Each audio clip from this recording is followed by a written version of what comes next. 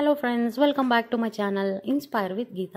ఇవాళ స్పెషల్ వచ్చేసి పల్లి చట్నీ అండి. అది కూడా కొంచెం డిఫరెంట్ స్టైల్లో, అది కూడా చాలా సింపుల్ పద్ధతిలో మీకు ఎలా చేసుకోవాలనేది ఈ వీడియోలో అయితే మీకు చూపిస్తాను. తప్పకుండా ఒక్కసారి డెఫినెట్గా ట్రై చేయండి. ఈ చట్నీ అనేది చాలా బాగుంటుందండి టిఫిన్స్లోకి. సో ఇంకా ఆలస్యం చేయకుండా వీడియోలోకి అయితే వెళ్ళిపోదాం.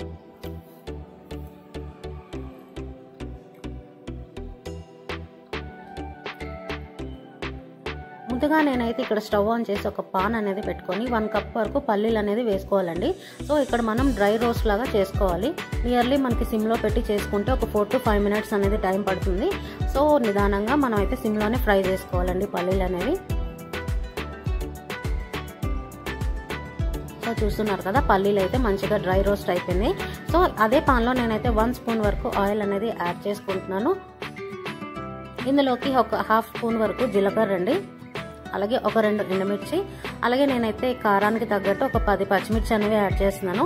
నేను తీసుకునే పచ్చిమిర్చి వచ్చేసి కొంచెం స్పైస్ తక్కువ ఉండేవి కాబట్టి ఎండుమిర్చి అనేది నేను యాడ్ చేసుకుంటున్నాను. మీకు కావాలంటే ఎక్కువ కారంగా ఉండే పచ్చిమిర్చి వేసుకోవచ్చు. సో ఇక్కడ చూస్తున్నట్టయితే ఒక 5-6 వెల్లుల్లి రెబ్బలు అనేవి నేను వేసుకుంటున్నానండి. అలాగే నేను ఒక మీడియం సైజ్ ఆనియన్ అనేది ఇలా కట్ చేసి వేసుకుంటున్నాను. సో ఇది ఉల్లిపాయ వేసుకోవడం వల్ల ఈ చట్నీకి చాలా టేస్ట్ బాగుంటుంది. తప్పకుండా ట్రై చేయండి. అలాగే కొంచెం ఒక 2 రెబ్బలంతా చింతపండు అండి. సో దీనికి తగ్గట్టు సాల్ట్ అనేది నేను యాడ్ చేసుకుంటున్నానండి. సో ఒకసారి మంచిగా ఫ్రై చేసుకోవాలి. మరీ రోస్ట్గా చేయాల్సిన అవసరం లేదండి. ఉల్లిపాయ మనకి మెత్తబడేంత వరకు ఫ్రై చేసుకుంటే సరిపోతుంది. సో చూస్తున్నారు కదా, సో అయిపోయినట్టేనండి. నేనైతే ఈ చట్నీకి ఇడ్లీ అనేది పెట్టుకుంటున్నాను.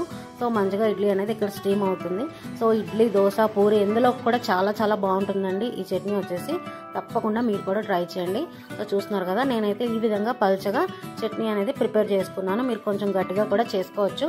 సో చాలా బాగుంటుందండి రెసిపీ. చాలా తక్కువ ఇంగ్రీడియంట్స్ అనేది ఈ చట్నీకి యూజ్ ఉన్నాయి కదా. సో తప్పనిసరి మీరు కూడా ఈ చట్నీ అనేది ప్రిపేర్ చేసి మీకు ఎలా వచ్చింది అనేది నాకు కామెంట్ సెక్షన్లో చెప్పడం అసలు మర్చిపోవద్దు.